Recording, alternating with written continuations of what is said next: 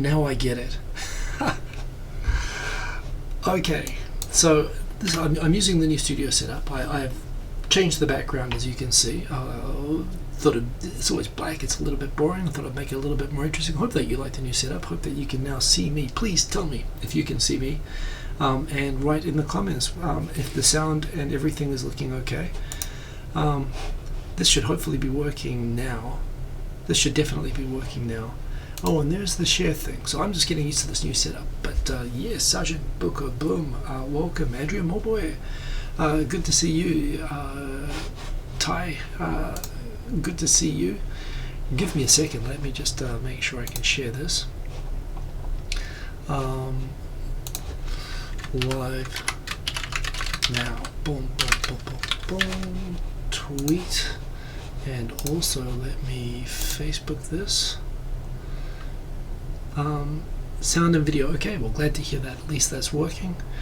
So yeah, so okay, the difference now is that I have to click go live on the screen, but okay, this is good. So I am going to, hey, Ty's got a new track on his SoundCloud. Well, that's well timed because I came set up for let me show you. In fact, what's the best way to do this? If I show camera, look what I came set up with today, sir. So I have an idea basically that I'm going to at the end of this maybe set up the camera like that while I play and try playing a loop. I've got GarageBand and I've got the keyboard and everything connected, and won't be too flash, but I would like. I know people for a while have been saying Sergeant Booker has been interested in seeing that, so I will get to that. And Sergeant Booker, the black text is kind of hard to read. It is indeed.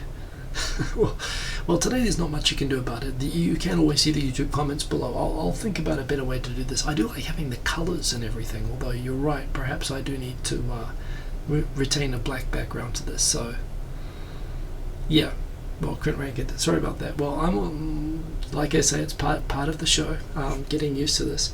Tony Nakamura, yes, I hope you do like it. It's I haven't actually gotten to show it off very much, so that is a thing that is coming. Let's go back onto here. Let me also tidy up my window. So as I was telling you, but you were not hearing because it was in preview mode and not actually live, I have been going through preparing topics for tonight. I do not want to dwell on sharing my stupid, I don't have an informed opinion to give on COVID, whatever, so I'm not going to talk about that. I am going to figure out, by the way, sorry, I just suddenly became obsessed with using this little arm that I've got over here, thinking I could use this when I do the Akai setup. Oh, that'll be cool. So if I do this, sorry, I've just gotten obsessed with checking out if I can do this. So this will be like that. Yeah, that'll work. Okay, that's cool. Sorry. Oh crap, that's not what I wanted to do. No, stop. Stop. Here. Anyway. So yeah, I've got topics for tonight. Let's go through those. Let's see if we can get through them quickly, and I'll get on to the fun stuff with the with the keyboard and see if we can get that going, where I expect there'll be more technical issues.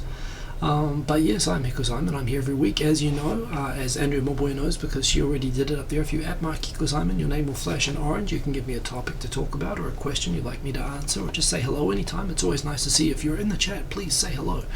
I'm about to go through and say hello to everyone who's in the chat, so if you'd like to say hello to me, I'm about to say it right back to you. So first we had Bald Bullets Boy.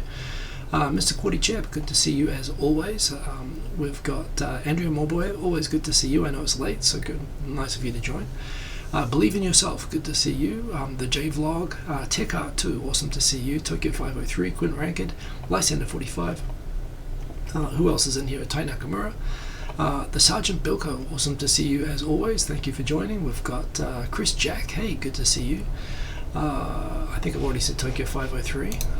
We've got Behringer, good to see you. I always worry I'm going to skip someone out when I do that. Will, good to see Will there in the comments. Yeah, maybe first thing is with my chan, there's a few issues with the site at the moment.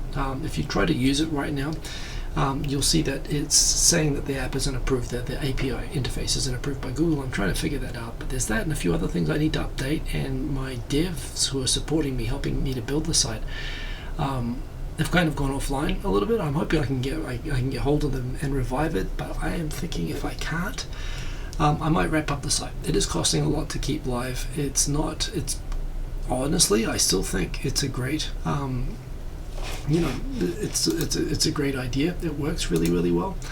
But unfortunately, it is, the paid subscribers, which isn't really what I need. I think I'm just going to go to Patreon for this sort of thing in the future.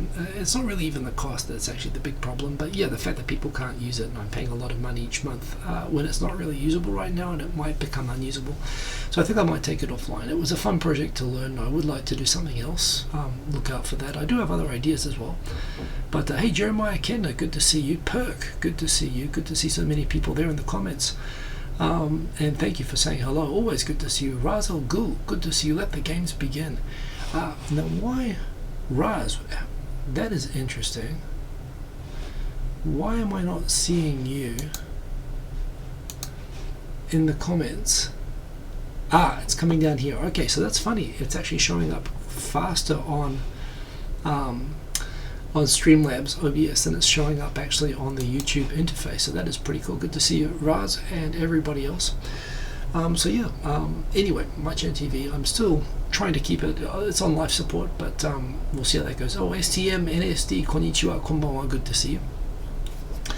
So yeah, what's going on in Japan this week? I mean, of course, it's gotten pretty crazy around the world. Japan is, remember, all this drama has been going, hey, Shubhas, buenos dias in Panama, good to see you, and welcome to the show again, good to have you back. So yeah, look, the rest of the world has obviously gone a little bit crazy. Japan, by contrast, is, well, it's kind of the same as it was. It's been, Japan's been dealing with this since about, mid-February. Maybe early February. China's been dealing with this since last November, officially since January, late December. But now it looks like in America and Europe in particular, and in Australia and New Zealand have shut down. My dad's gone back to New Zealand. Everybody's kind of locking down at the moment, and it looks. I don't see how the Olympics are going to go forward. We'll talk about that a little bit tonight. But all of that said, the numbers in, remember Tokyo, 35 million people. There are currently 120 cases. It's still passing within the community. It's still community spread. It is clear that there are people who are not symptomatic who are passing it around. So although the growth curve is pretty flat. This is because people are pretty good. Lots of people are working from home, including myself from this week. I've spent all this week working from home. It's not a lockdown situation like there is in Europe or in America, where they've had just crazy explosive growth. And generally speaking, I think Japanese people have been pretty good at voluntarily doing things that they should do, and not doing things that they shouldn't do. Of course, there's always some idiots. But just tonight they're having the K1 with 6,500 people at the Saitama Arena. The governor of Saitama asked them not to do it, but they did it anyway. There are people who still are going out and having parties and whatnot, but it's in the end of the day, even if you're okay, you're taking a risk with everybody that you come into contact with, and it's foolish to do that. I will not be attending the Hanami. There are cherry blossom trees all over Tokyo. I posted a photo of a cherry blossom this week. I was admonished for it by one person, but I pointed out it's right in front of my house, dude. And I'm going around the block and stuff like that. I'm actually being careful, other than going just for groceries and stuff like that. I don't need to go outside of the house. Another thing, I had you can still spread it if you aren't symptomatic, Mr. Kordychev. Yes, indeed. Yes, in fact, that's the main way that it gets spread, by people who aren't symptomatic. And this is the problem. It means it's basically impossible to stop this. There's the detection rate of cases in Japan is only based upon people who are presenting serious cases, and so the estimate is that if 80% of the cases are not serious or not really symptomatic, 80% of the cases out there are people still walking around. And so all this is why they're telling people to stay at home, because even if the hospitals are dealing with X number of people, there'll be X number of other people who feel fine, and they're giving it to other people so long as they're moving around. That's why we are being told to stay at home, and that's what we've been doing. Andrea Morboy, I'd love to hear about the site, by the way. Send me a link. I'd love to check it out. The website is forever causing editing debacle. Believe me, I know what that's like. Australia's behind, but they're kind of catching up. Sydney and Melbourne, of course, going to shut down again, partly because everyone went to the beach the other day, which what you going to do, I suppose. But like I say, it's fairly under control in terms of it's not spreading crazily in Tokyo anyway. Most of Japan is not spreading at all, and the risk is still relatively. But the point is that it is still spreading. It's highly contagious, and there's no real way that people can see that they're going to be able to stop it. I mean, really, without fully locking down. So really, what they are trying to do is keep the curve flat, as they say, to have it go through the community more slowly, and it'll take a lot of time. It'll be around for a long time. It might mean that I might have to work from home and schools might be closed for a long time. We'll just have to wait and see.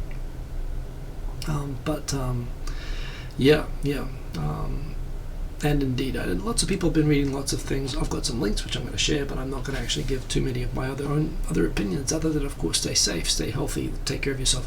One thing I did, I was having so much fun. Well, one, I was realizing I wasn't moving because I was working at home. So I found a nice 5K course, like basically a loop near my house, which I could run almost not running into people at all, and it was a really good course, like pretty flat with one really big hill on it. And I've been doing kickboxing, but I haven't done running for years, and I used to run, so I was like, okay, this will be fun. Let's get back into running fit. I'll try running again. So I got an app, and I was timing myself, and I had 2 days of beautiful weather, and I had some great runs, and I was enjoying it so much. The third day, I thought, well, let's see if I can beat my time now. So I ran as fast as I could. I ran up the hill, and I started to feel my legs getting a bit sore. They were sore before I started because I was running day after day, and I was running up this hill, and I kind of started to feel really bad pain in my right Achilles heel, and kind of thought, run it off, shake it off. So I ran as fast as I could home. I got a great time, and I've been in bed pretty much since then. I haven't been able to. It's been making loud popping and cracking noises, very unpleasant. It was very painful for a couple of days. On the weekend, I've basically not been moving, and it's actually not so painful now, although it's still making odd noises. Probably should go to the doctor for it, but I really don't want to go to the doctor right now. So I'm just working on keeping it elevated and not using it too much. Of course, my plans for staying running fit are going to be out for a while. Hopefully, if I don't use it, I might be able to get back into something light in a week or so. But I know Achilles normally takes a couple of months to heal properly, so that wasn't fun. And this is, I guess, the other thing. I saw somebody tweeting the other day. It was a great tweet. Now that you're stuck at home, now is not the time to be doing DIY projects. As a hand doctor, let me tell you, I see so many injuries from people inexperienced using power tools that do them at times like this. And you don't want to be going to a hospital right now, so please do not be avoid unnecessary DIY projects. And I saw that and I kind of thought, well, all the adult website stats seem to indicate a lot of people are doing DIY at the moment. To which she responded, unnecessary DIY. I thought that was actually quite funny. But yes, obviously, do what you need to do to stay mentally and mentally and physically healthy during this time. So what is going on? This is indeed. I was actually made my week that the doctor responded. So thank you, Dr. Neela. That was a good laugh. So, topics that I have for this week. First one is the history of Shinjuku. I was actually reading this the other day. It's on nippon.com, which is of course run by Peter Durfee, or at least it's translated and edited by him, and it's a great site. And this is a nice deep dive into the history of Shinjuku, and it's pretty cool. And I didn't actually realize, before there was the Yamanote line, there was a Shinagawa line, which went from Shinagawa, like near Haneda, where the airport is, to Shinjuku.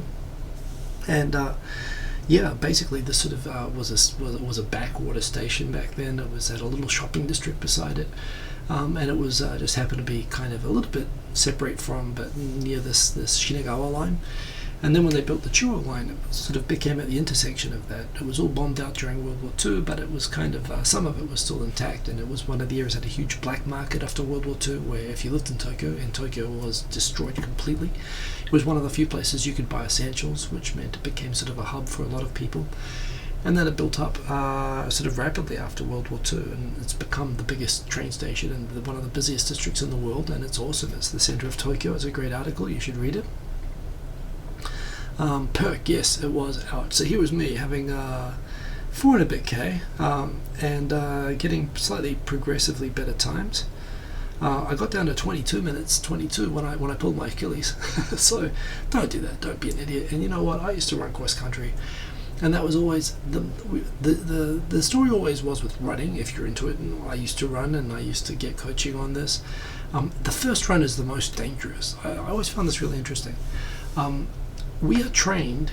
Our bodies physically are designed to run away from tigers, basically. So even an unfit, overweight person will, if they need to, in an emergency, can run for 5 to 10 minutes at full speed. Anyone can do that. You don't have to be fit. You don't have to be trained or whatever. You'll feel like crap afterwards. Your body will punish you for it. And so there's a difference between being in everyday relaxed mode and able to run fast on that first go, and in an emergency, and someone who's fit, i.e. is running all the time and whose body adjusts and grows to running all the time. And the first run, when you're unfit, the first run that you can do, you're in that running away from tiger mode. Your body won't feel hardly any pain. You can run really fast.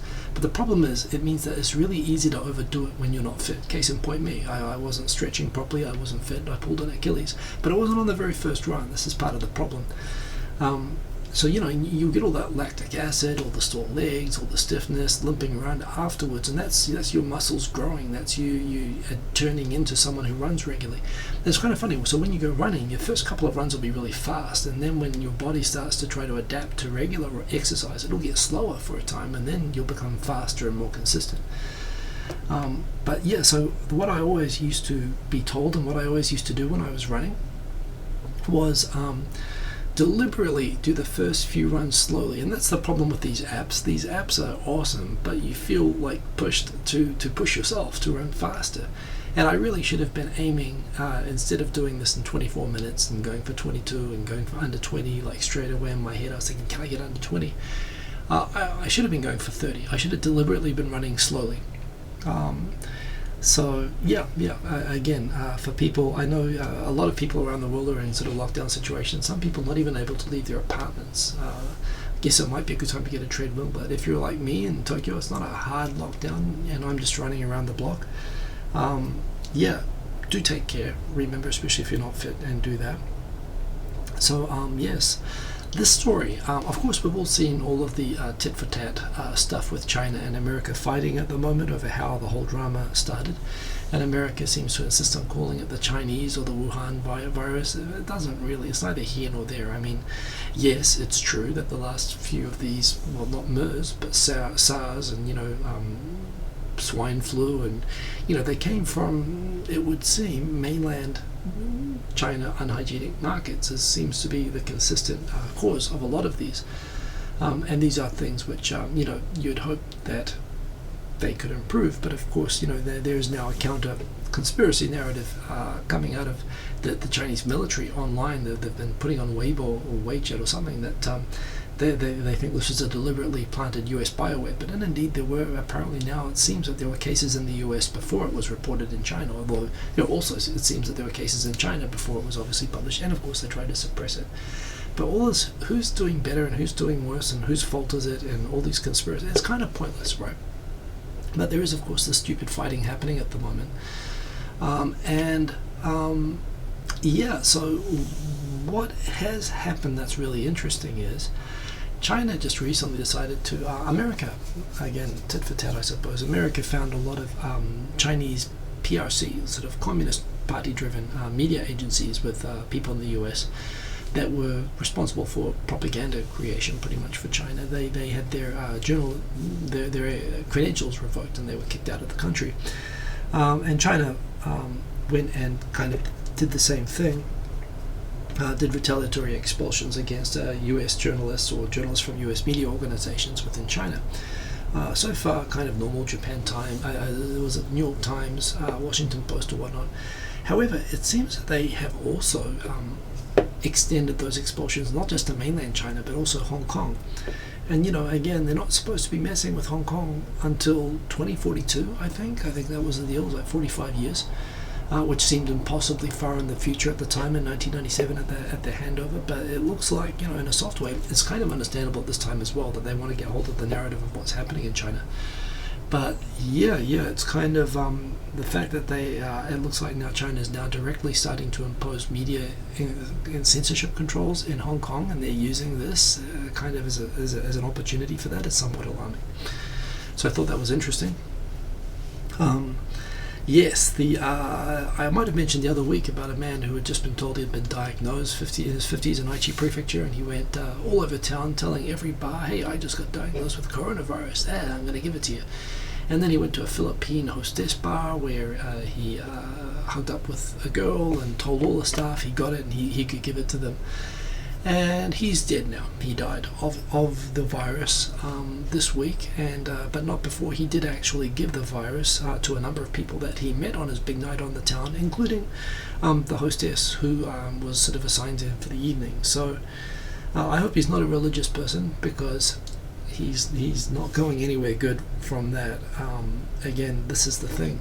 There are idiots in every country. Japan is obviously no exception to that, but that was just like stupid stuff. So anyway, that's how that ended.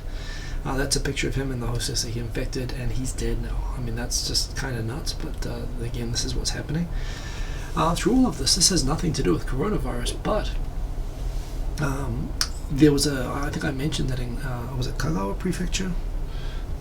Some sort of rural prefecture anyway, they wanted to pass an ordinance literally putting into prefectural law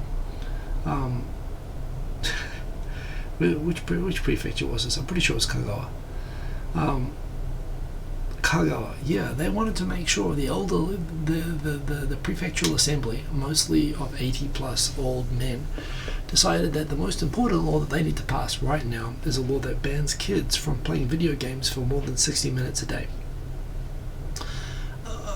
I mean, especially like now schools are closed, they're forced to be closed up at home. I mean, they should be banning elderly people from buying alcohol and playing pachinko, if you ask me. Those are actual societal problems more than kids playing video games. But I mean, God.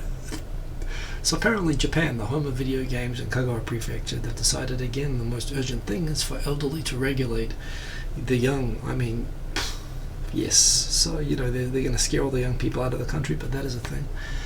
I find that I shared this during the week. This was on Nippon.com again. I said I find it reassuring at times whenever I'm worried about something going on in the news. I just remember Japan has 111 active volcanoes, so it could be worse.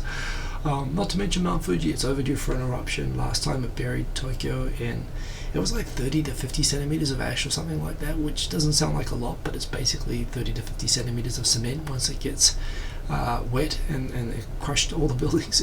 So basically Mount Fuji is a serious deal. But yes, I think this is part of the other reason everyone in Japan it seems relatively calm compared to looking at other countries and the way that people are reacting. We've been through shit here. We've been through stuff. We've dealt with this stuff. We continue to deal with this stuff. Speaking of which, I just saw before coming on that there was an earthquake in Zagreb, in Croatia. Of course, Croatia itself has 200 cases apparently, and they're all sort of locked down. They're under lockdown, and this quake has caused buildings to collapse and whatnot. So I hope everybody is safe if you're in the Balkans or in that part of the world. But this is the thing, if it's not one thing, it's another. We've had a good run with pandemics, but these other things all exist here. So yes, I have been watching Picard and quite enjoying it. I saw people recommending it. I agree. I must admit, Star Trek can't help but it's the nature of Star Trek. It's a little bit cheesy, it's a little bit corny at times, and it can't quite escape that. It gets a little bit camp. But all of that said, I did quite enjoy it. It was I'm now all the way caught up, and I'm quite looking forward to the final episode, which is this week. I think I mentioned before, I am loving Better Call Saul, and right now season 5, I know these things can drag on, and sometimes you get to the 4th or 5th season and it starts to feel tired. Well, Better Call Saul, I think they plan to do 5 or 6 seasons, and now they've taken good time building up to this point, but now they are in the season that they were sort of planning to get to from the beginning, where now it's really, really connecting close to the Breaking Bad period, where you've actually seen, and you love it because you know that it's all about this character Saul. his decline, and you can see it happening. Oh, it's so good. I just love it so much. I mean, not just because it's a legal oriented thing, although I do like that aspect as well, of course, but it's just really, really well done.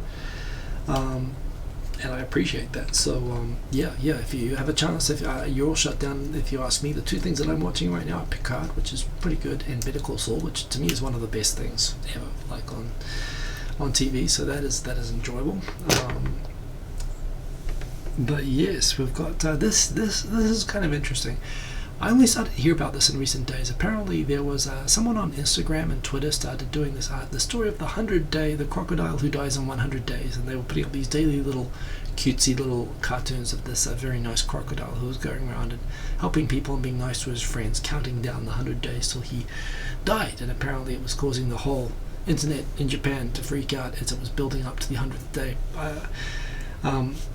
After the 100th day came and went, did I put it? I'm pretty sure I put it here. Yeah. After it happened, now chicken or egg situation. It's not even chicken or egg situation really. All of a sudden, this became such a huge topic of conversation that now there's talks of a movie, of of goods, book, and official sponsors, including Japan's monopolistic, scary, basically the only advertising company in Japan for intents and purposes, Dentsu, is listed in the credits for the upcoming book announcement and movie announcement. And everyone said, oh my god, this was all a fix up by Dentsu all along. And now Dentsu's issued a statement saying, no, we had nothing to do with it. This was just a charming artist who just captured the world's hearts, and we're just happy to support them. But no, the fact that I've even heard of this implies that Dentsu, which basically controls all the media in Japan, it's actually more powerful than any news TV station. They control all the idol agencies, they control all the advertising, all the TV shows, all the talento, and they decide if products succeed or fail. And that, unfortunately, is the the brutal truth of what ended up happening with the 100-Day Crocodile. I must admit, however, I am intrigued and I feel like going back and reading it. There is Rocket News did a wonderful job of actually translating a whole bunch of them and featuring them to summarize the story. And it is a great idea actually for a story. So I will look at that. But yes, apparently we may have all been, hey King and Kodos, we may have all been had by Dentsu. So what can you do? During this week as well, in fact, what day was it? It was Friday, so that was 21st, was it? No, today was the 22nd, so 20th. On the 20th was the 25th anniversary. So I've had the 75th anniversary of the Tokyo firestorm, and the 25th anniversary of the sarin gas attack. And bear in mind there were multiple gas attacks. So this is before I was in Japan. I'm coming up tomorrow, by the way. Tomorrow is my 21st Japan anniversary. My arrival in Japan in 1999 on the 23rd of March.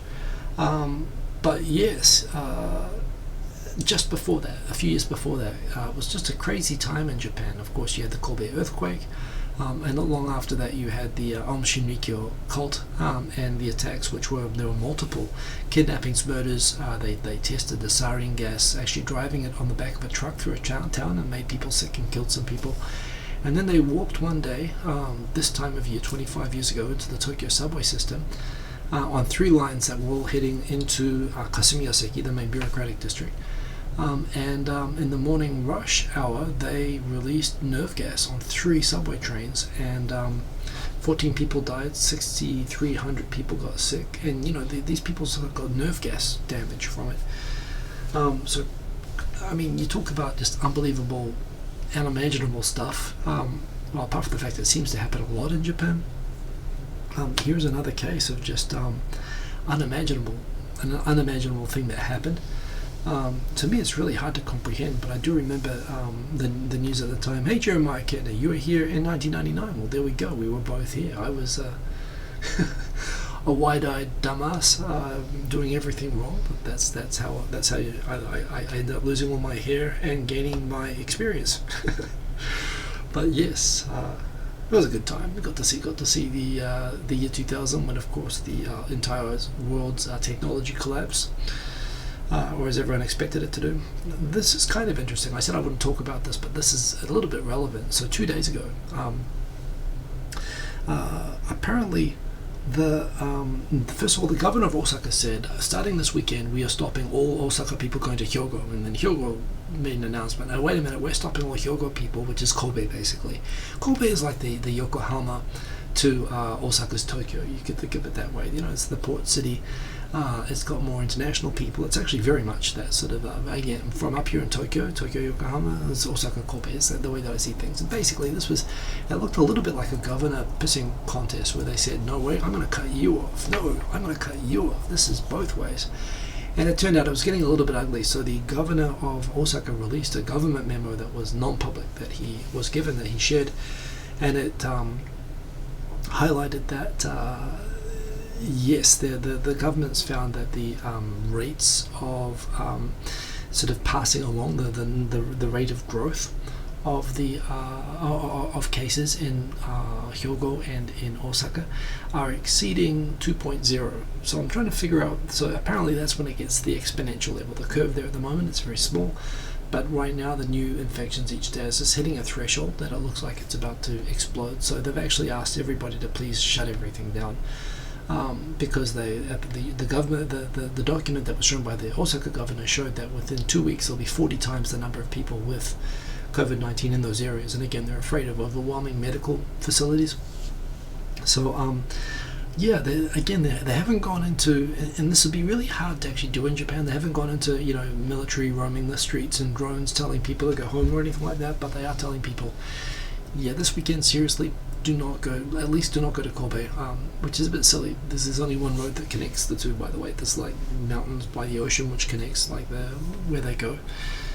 But they are saying don't go there. So that's the thing. If you're in Hyogo or Osaka, you should be staying at home. It sounds like you're going to get slightly more strong messaging about that in the next couple of weeks, because they are worried about the growth of transmissions person to person in those areas.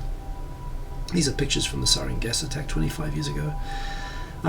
At this point, the education minister is talking about not extending the school closures, which means that my son will be going back to school in April. At the scheduled end of the spring holidays. It's kind of good from an education perspective. It's kind of doesn't quite make sense in terms of, although the curve here is unquestionably quite flat, which is great, it's not disappearing, and it's hard to think that if you restart schools that won't possibly lead to another increase in cases. We'll see, but it would be nice to have some return to normal, so that's a thing. The government is also, a few people have been talking about, it looks like Yang, I forget his first name, but the candidate who was in America, the presidential candidate who was advocating a universal basic income, as a few countries have sort of done. Now people are talking about universal basic income as a form of a kind of economic relief measure for people who are having trouble with their jobs during all of this. By the way, I've just realized there are some comments on the site which I want to catch, so I'll get to those in just a second. So yeah, there are people actually considering doing this, which is touted as a measure to offset the job losses and economic challenges associated with increased automation that's imminent. But at the same time, people are talking about this allows people who are in part-time jobs or whatever to continue to have an income, because of course when those people don't have an income or lose their jobs, that will also in turn hurt the economy. They won't be able to spend. And this is part of the idea of universal basic income, to give people money to pump into the economy that they can spend on themselves. This case in Japan, they're talking about actually giving kokumin, so I don't know if that means residents or citizens, it's not really clear. But basically $1,000 or $900 US each, jumayen. That'd be nice. I know that there have been similar measures touted in UK and in the US, but we'll see. It's a little bit, they've done this sort of thing in the past as well. The J-Vlog, China recently said almost exactly the same thing, a total 9 weekday hours for video games. Also, this is the regulation of video games, the J-Vlog, thank you for that. I wonder how successful that would be though, although I guess they can be more coercive. Andrew Mobo has been watching Spirited Away again, which was, I saw that in a movie theatre, so cool, it's a good movie. Andrew Mobo, am I podcasting at the moment? As in interviews with interesting folk, I am not, but I'll tell you who is. I've told you before, it is non-native creative Alicia in Tokyo. Alicia is doing awesome podcasts at the moment. She's doing it far better than I can do it. She's very organized, and very good at what she does, and quite good at the old podcasting thing. So definitely go and check that out. Non-native creative, if you want a good podcast. I don't really know any other good ones right now, and I am not doing that. I just don't have the time. Even working from home, I am quite busy. But yes, thank you for asking. Also, Andrew Mobware says, we've been told non-essential domestic travel. To cut down on that, right? Yeah, it's funny in Australia because everyone does have cars, so I guess you can get around pretty well without. And it's not like Tokyo where you have to get onto a crowded train to get around, which makes a big difference. So yes, Erin respectfully disagrees. I guess you're disagreeing with Quint Rankid, and I will not. Andrew Yang, thank you for the correction. Mr. Quarter Chair, Bernie Sanders is ahead of his time. I don't know if I'm not even going to get sucked into that debate. Bernie's ahead of his time in the US, but the whole of the US is so far behind the rest of the world in a lot of things. He's kind of behind on the rest of the world, but yes, he's got some. What he's accused of saying, being accused of communism for in the US, is just totally common sense everywhere else. It's not even controversial. But he's not going to get the nomination, obviously. So Biden, and seriously. As I've said before, a dead horse's ass would be better. I know people don't like Biden. You don't have to like him. Geez, you just have to have, someone who can breathe and add two numbers together. It's kind of funny. Some Japanese people feeling the pain of being a foreigner. One thing about being a foreigner is that we tend to not have. Most Japanese people have names with either 4 or 5 characters. Usually 4, sometimes 3 characters. Chinese people typically have 2 characters. Korean people have 3 characters, and Japanese tend to have 4 character names. Chinese will generally have 1 character first name, 1 character last name. Not always. Koreans will generally have 2 character surnames, 1 character first names. Japanese will generally have 2 characters each. So when you're a foreigner with a long katakana name or whatever, it can be very, very awkward when you're applying for things online, or for example things like train tickets, where the systems are not designed to handle people with like more than 6 characters. And apparently the new station in Tokyo, the new train station on the Yamanote line, the Takanawa Gateway Station, I think they should have called it Shibaura, if you asked me. That area is known as Shibaura, where a lot of people are living. I don't know what motivated. No one voted for Takanawa Gateway, and when it got voted for, a lot of people sort of started to mock the katakana conflagration of the name, but they went with it anyway and they built it, and now people are using it because there's a lot of people who live near there. And yet when people are going to go and get train passes made, the train pass system run by Japan Rail only accepts train station names of up to 7 characters, which Takanawa Gateway, you can see the 1, 2, 3, 4, 5, 6, 7, 8. It's got 8 characters, and it rejects the name of the station as an invalid entry because it can't handle a station name that's got so many characters. So yes, I kind of feel like, everybody now understands a little bit what it's like for people with katakana names, but there you go. I've been part of shopping, being at home, as I've been, of course, looking at stuff online. And I was looking at webcams, to get a second webcam to hook up to my second work PC that had a better picture, or maybe take this current camera that I'm using here, which actually, this is a Microsoft Livecam, and as you can see when I wave at it, the white balance and everything just flew off and the focus is a bit slow, but it does the job, right? I mean, especially, in this sort of picture, I think it's okay. But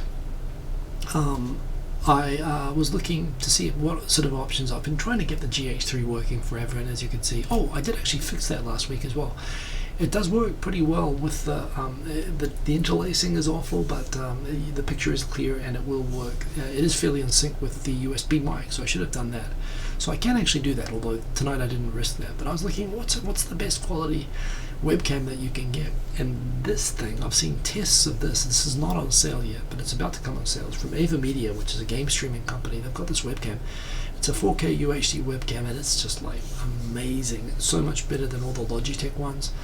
I've seen a bunch of comparison tests. It's expensive. It's like $400, but I'm kind of tempted to splash out. It's always nice to have a nice video. The other temptation is to go and get something where I can just hook up. I mean, you can also get a 4K Camlink USB 3 connector, which can connect to something like a GoPro, which has a 4K sensor, which you could also take a webcam 4K from that and get pretty good quality. The problem is you got a massive fisheye, and I don't want to tidy up too much out of this frame. But it's possible to do, or I could do that with the GH3, which I've been wanting to do. It is over my shoulder there. But But yes, this thing over here is actually pretty awesome, and I've been looking at reviews during the week, and I'm kind of tempted anyway. But this is a problem with being stuck at home thinking, oh, I could get a better camera or a better mic or something. So who knows? Hanami, this is Tokyo Yogi Park saying, please. Oh, with the worst Google translated message ever. I think I showed this last week actually. Do not come to Yogi Park, please. So I'm not going to the Hanami, by the way. If you're going, good luck to you, but I think it's not a good idea, honestly. It's pretty clear right now that you're taking a chance, and just because other people are idiots doesn't mean that you have to be. It is there if you want to go take the chance. Zach is going to do it, and that's fine. I'll be there next year. I'll always be here. If you ever want a coffee when things are back to normal, I'm always around. But I don't think it's a good time or a smart or prudent or responsible thing to be getting together in a big group of people for drinks, as fun as that would be. So, Kang and Curtis, 4K is overkill for YT from what you understand. Probably, well, it kind of is. For a start, here's the thing. This is when you got the big resolution cameras, you get crazy bit rates out of them. That's the thing. You don't need to broadcast in 4K.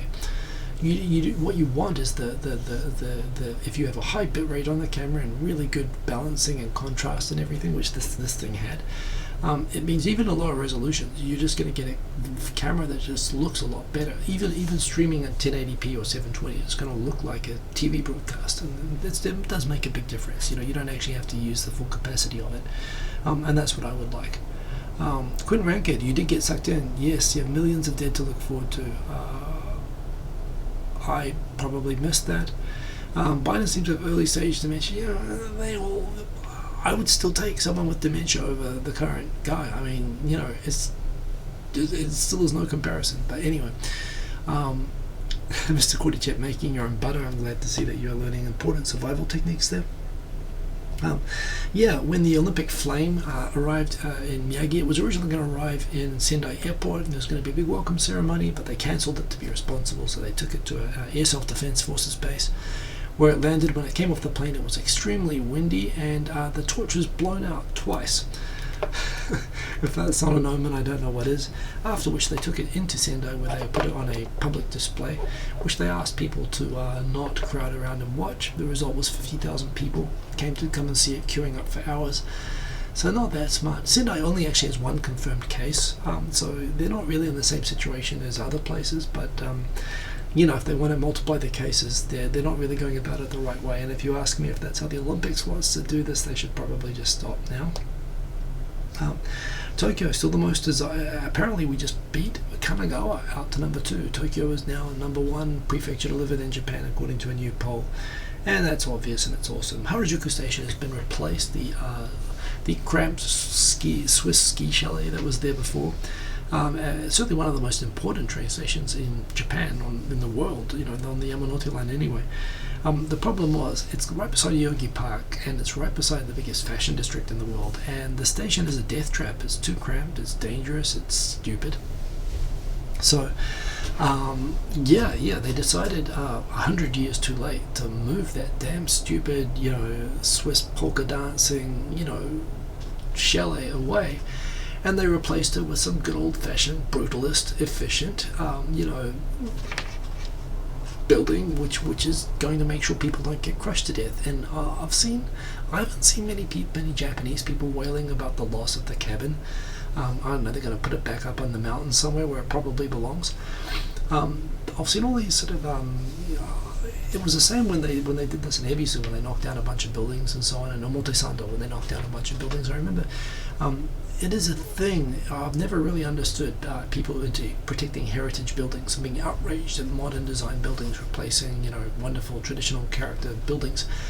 I don't know, old buildings to me, I moved around a lot. I lived in a lot of new towns as a kid. I've never really, I like new stuff, especially if they're a functional improvement. I was not a fan of Harajuku Station. I thought it was actually a terrible, terrible, badly designed mistake. And look, maybe they'll build another one 30 years, and I'll look forward to that. I don't mind this design at all. So there you go. That's a cool thing. And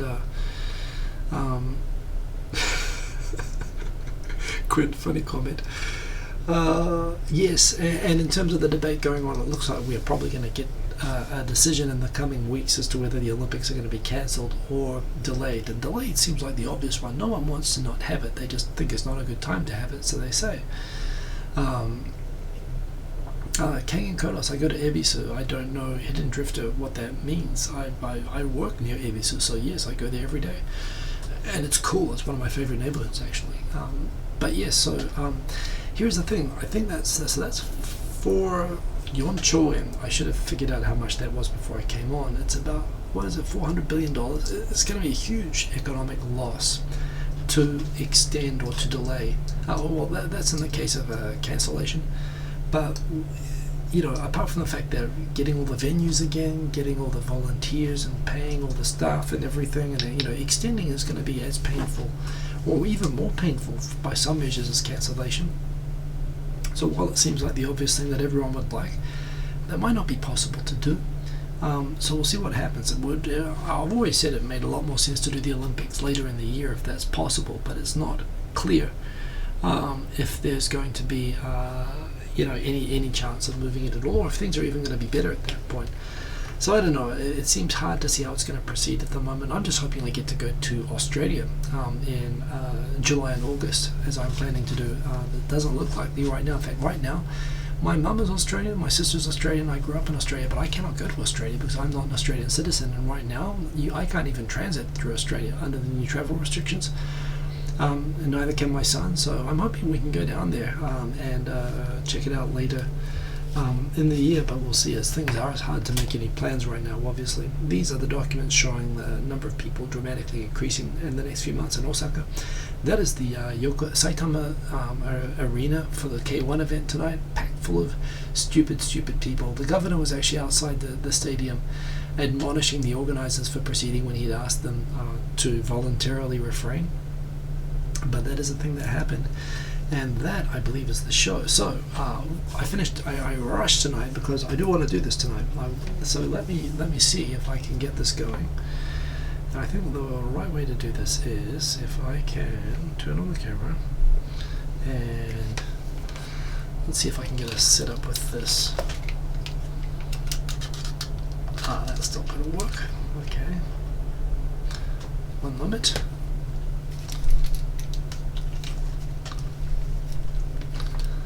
So the problem with this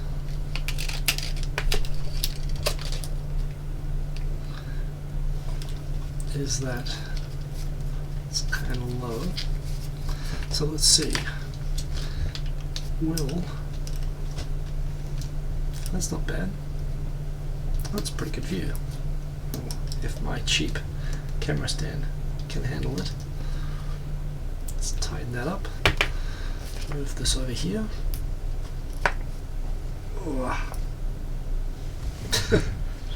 Okay, that is highly improvised, but so let's plug this in, take these off. Power on GarageBand. And let's do a new one. So,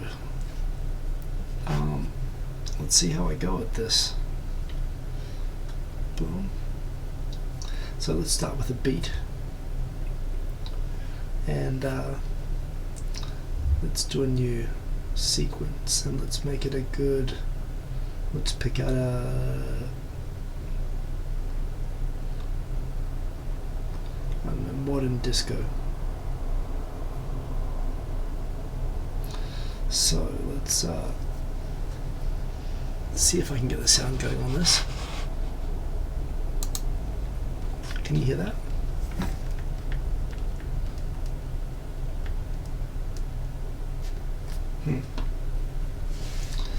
One sec. That was working and it stopped.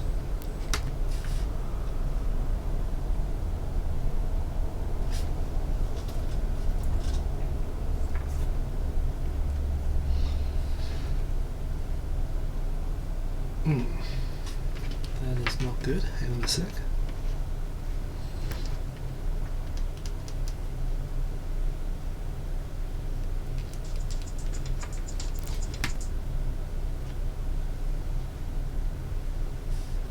Why is the sound not working? That was working for a second.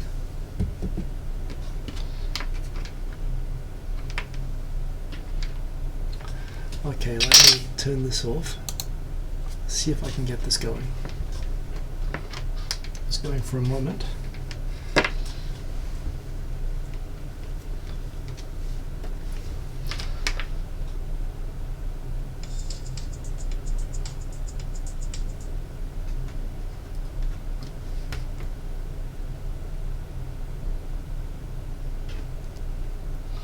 Okay, let's try rebooting.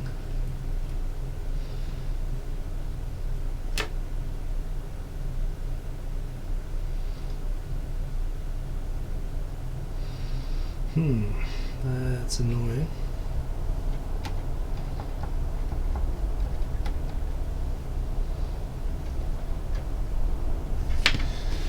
Let me see if this is because of the connector or because of this. Okay, that is working. So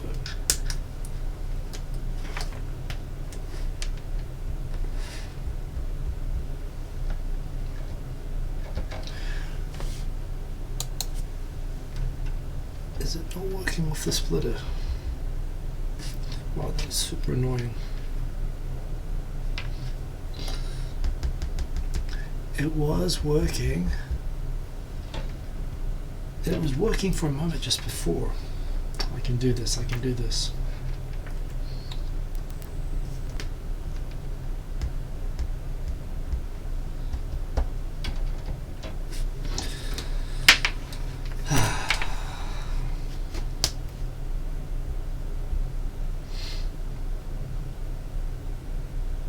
And that is working.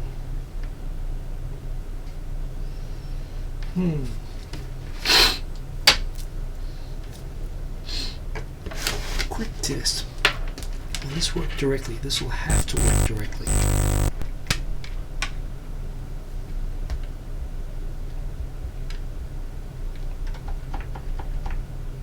It's not working with that cable.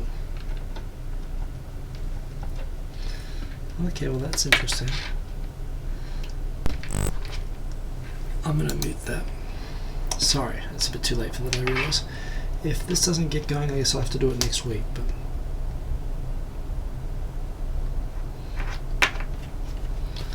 so that works.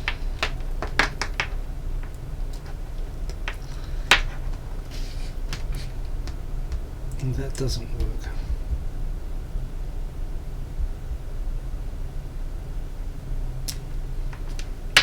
How about this?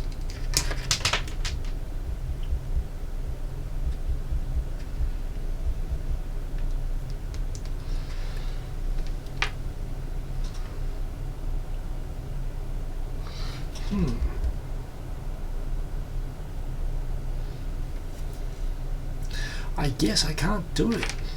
That is annoying. Okay, I'm going to do a forced reboot. And if that doesn't work, then I'm just going to wrap it up.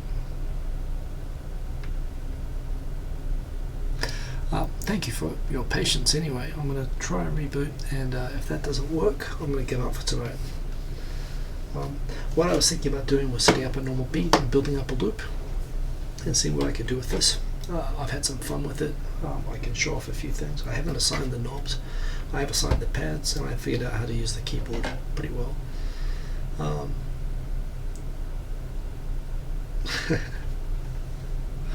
So,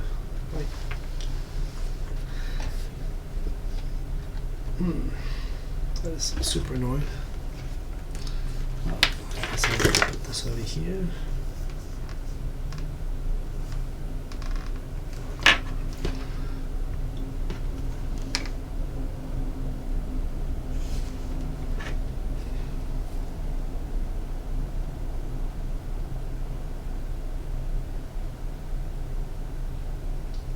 Oh, I figured out the problem. Fixed it. The sound was low on the, was this setting. There we go. Okay.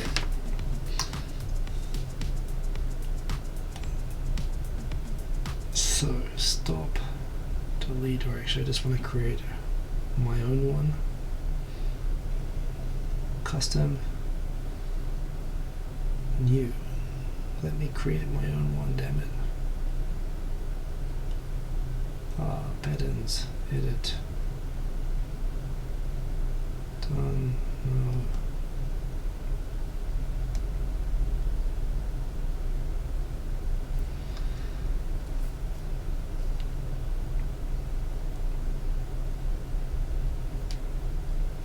So how do I delete these? I'll tell you what, I'll go to one I was playing with earlier. Done.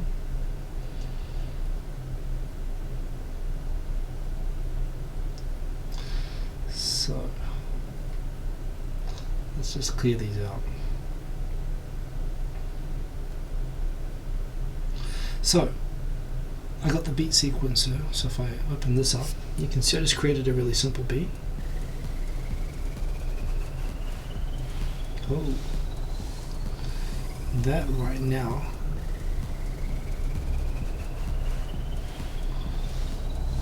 that's the live loops. Let me turn that off. Stop. Stop. Okay. Okay, here we go. So we have a beat which is here. Real simple hi-hat, cymbal, and clap. I can add to it or build it out with these.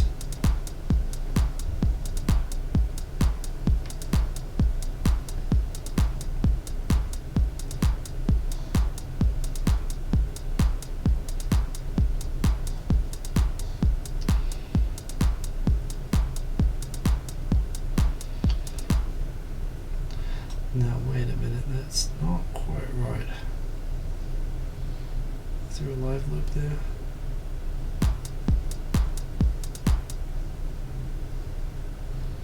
So anyhow, I'll take that as my beat, and that is looping. And let's go to a keyboard, and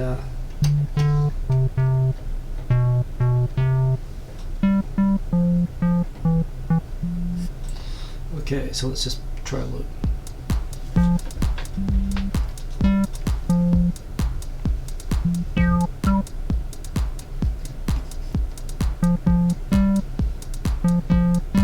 Okay, let's try that. Wow.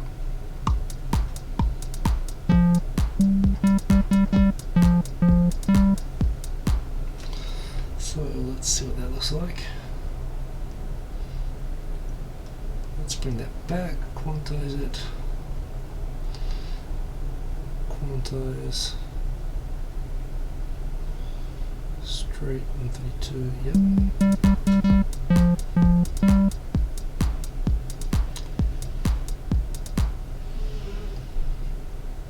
In fact, I don't like that. Let's do it again.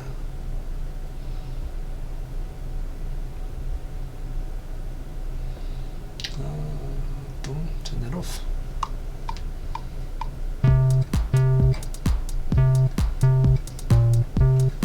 Let's try that one more time. Try not to be too busy.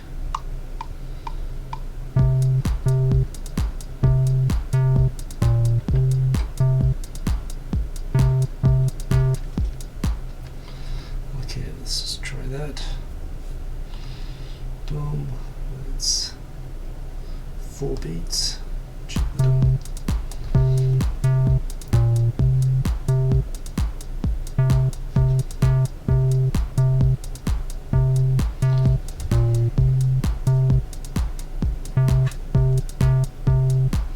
Okay, let's just bring that where it should be.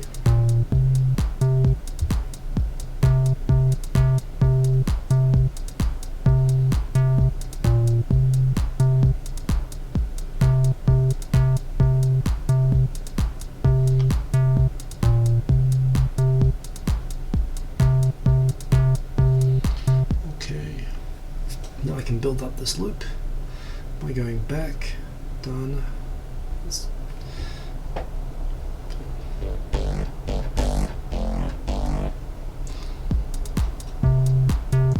go back and loop this. Boom, loop, and go into the bass.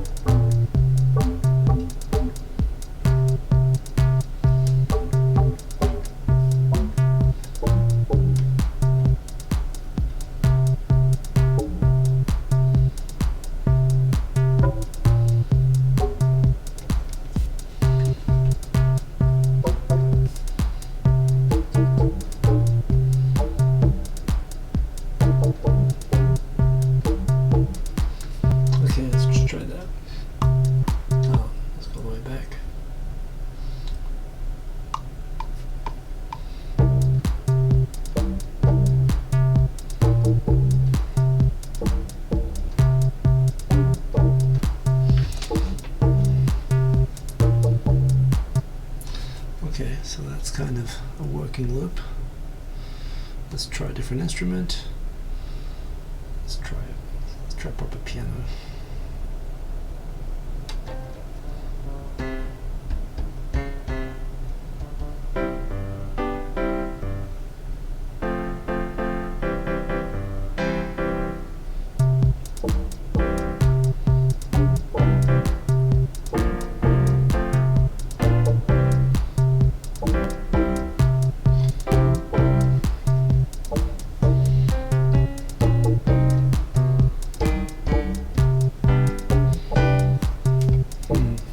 Doesn't sound very good.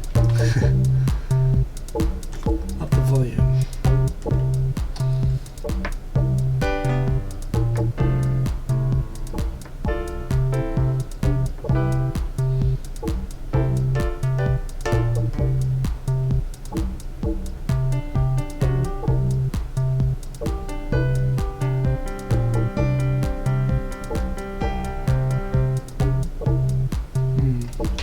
I don't like that.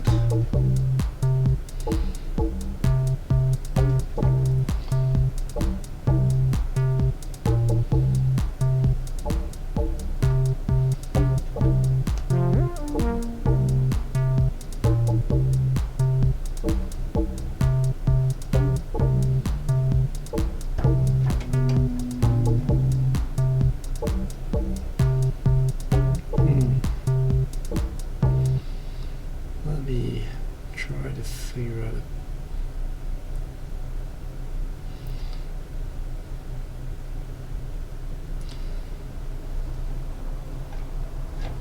not that.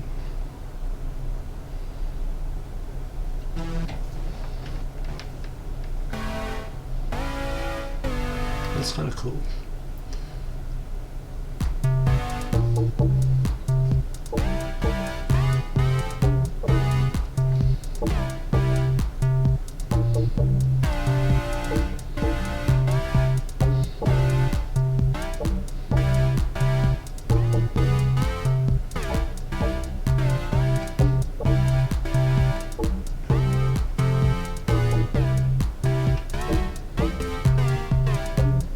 Okay.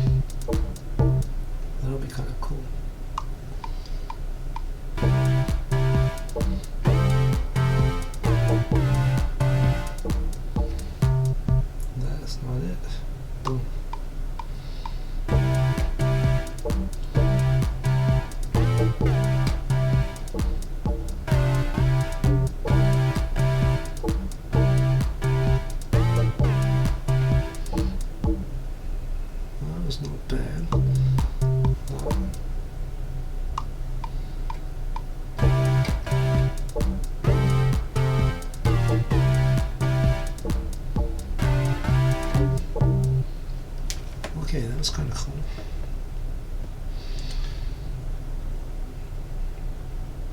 Let's quantize that. Boom, boom, boom, boom, boom. Straight 32.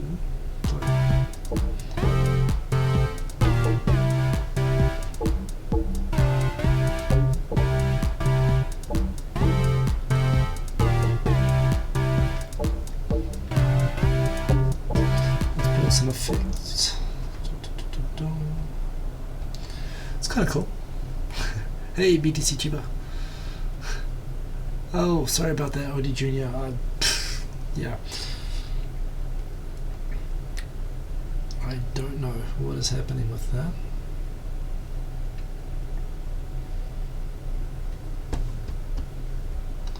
Let's try some electronic.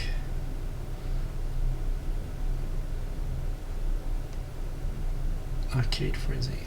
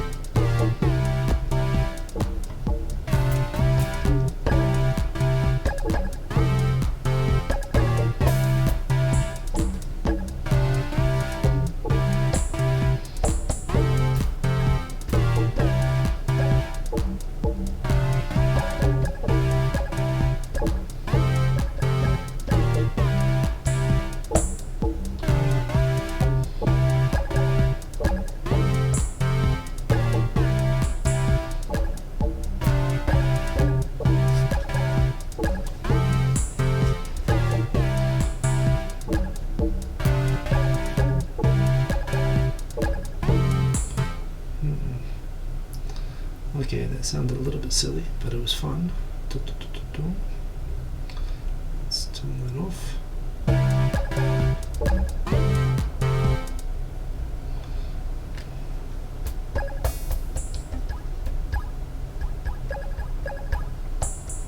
Okay, these three are kind of cool.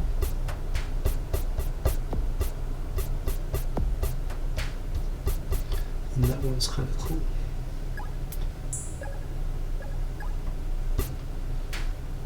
Okay.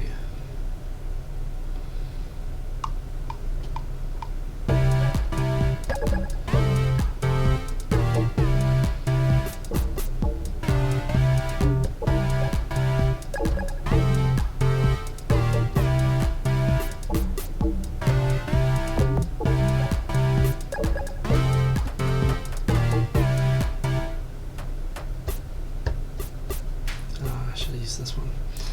Okay.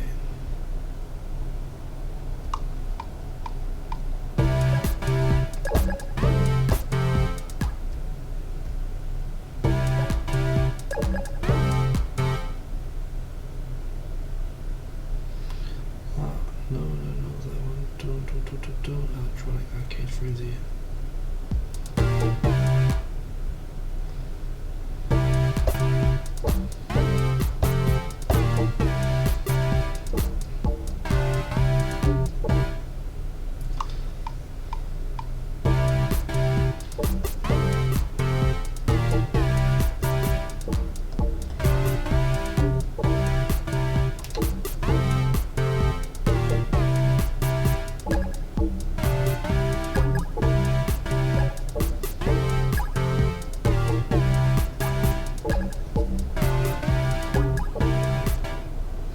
That's kind of cool.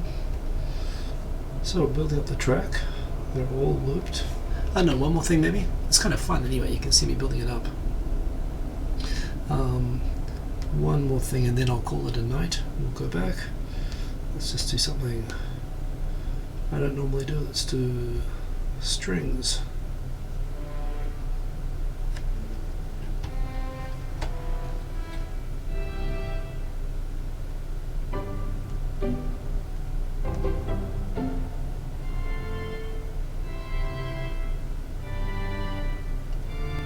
Well, that's kind of fun.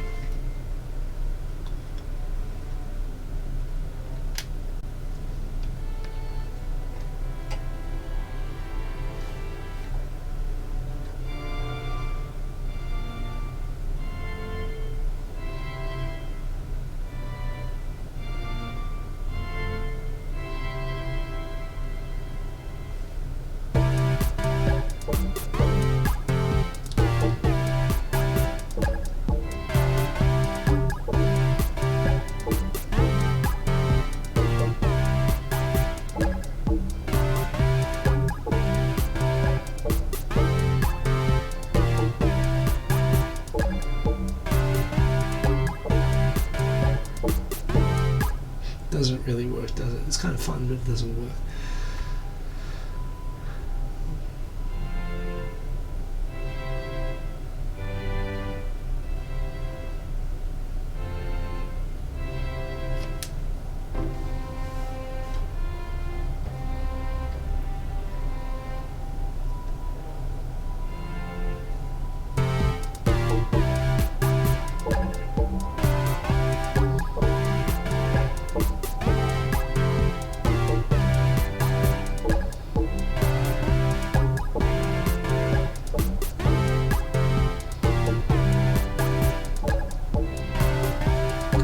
Those are the right chords.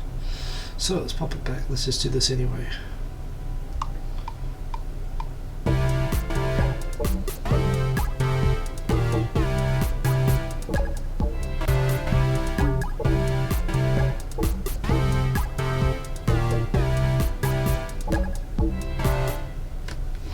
Okay, so let's go back to the mixer now.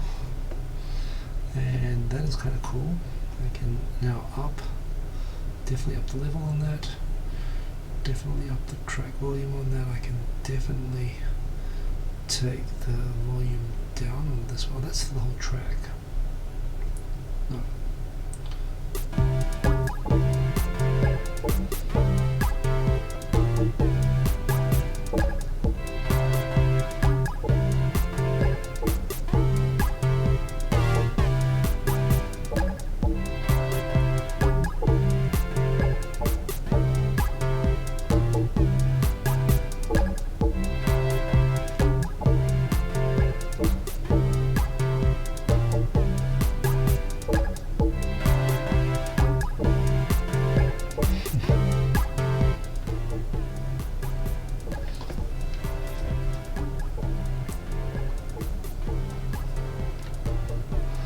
Yeah, that's GarageBand. So what I can do now with this is I can compress this and I can spread out across the whole track. So if I were to do, what I can do is I can make these loops so I can spread them out and I can build up the track and do all sorts of cool things like that. And I can actually turn this into a, so we could start out, for example, if I make this a, let's make this just a 16 bar track for now, and let's turn off looping on all of it. Well, beat yes, the rest of these no.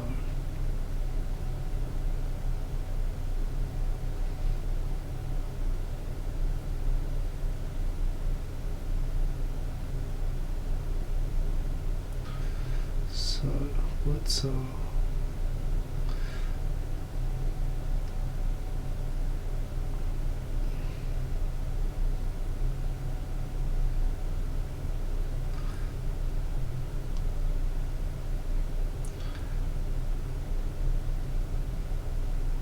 so let's just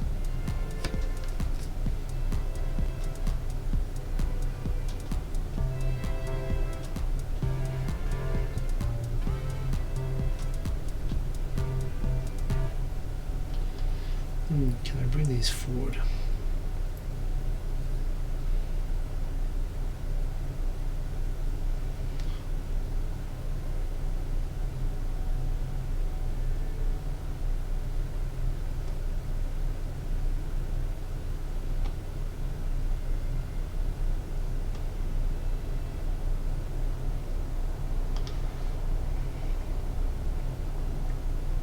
Let's, you know what, I think I know a better way of doing this, which is to go out of here, to bring the quantization up to a full. Track settings, quantization, straight.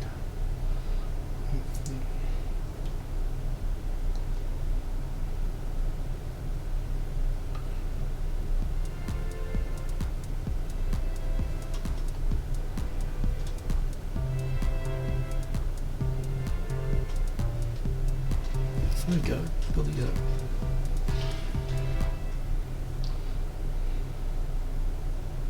Still want to move that out of the way. Ooh.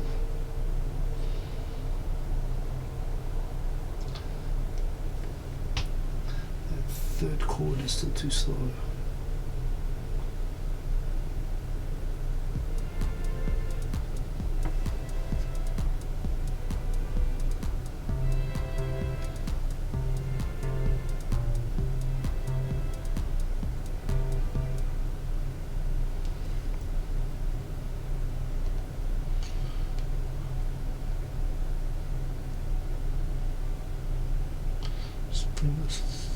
just a tad forward.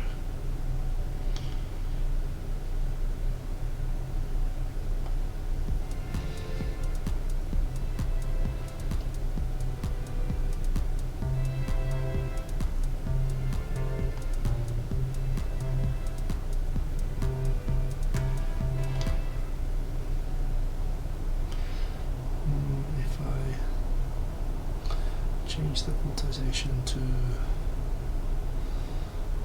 16th note, edit 3rd note. That's all I can do. That's a bit better.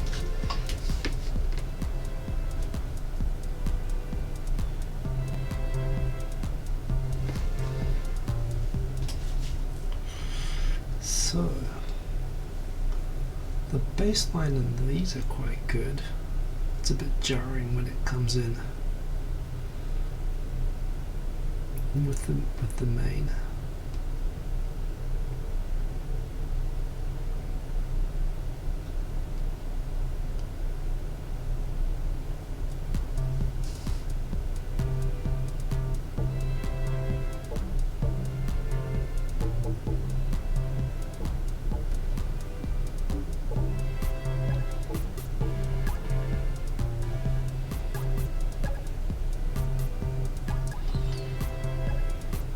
Okay.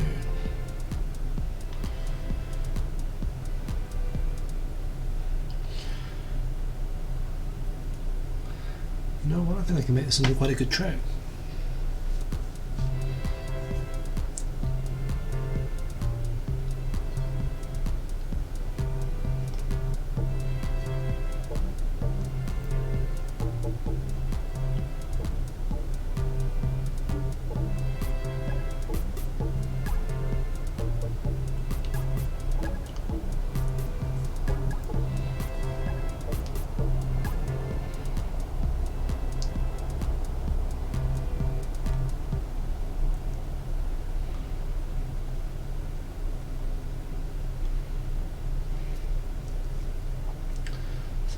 This one,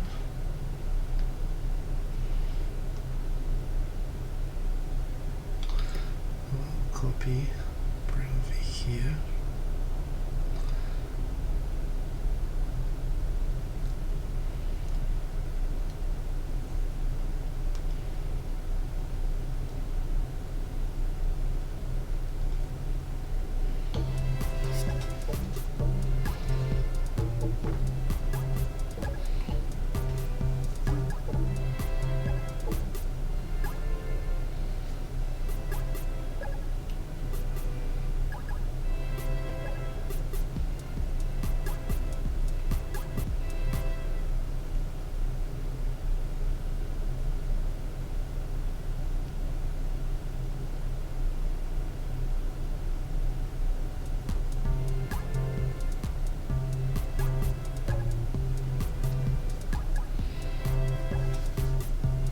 Anyway, I can do that all night, but that's how this works anyway. Tim the Asian Ink, good to see you. I'm going to wrap it up, but you can see this is I think I could play around with that loop and actually get it into some sort of a track, but that is GarageBand on the tablet. This is an Akai MP Mini 2, and yes, I am learning how to use it, so thanks for joining. Bit over time, but be back same time next week. Remember, if you like the show, remember to like. I'll be a bit more organised and try to get this out a little bit faster next time, but yes, that's right, it would easily become 4 hours and it's late and I've got to work tomorrow, so I'll see you all, and have a good time, and see you soon. Peace. Boom.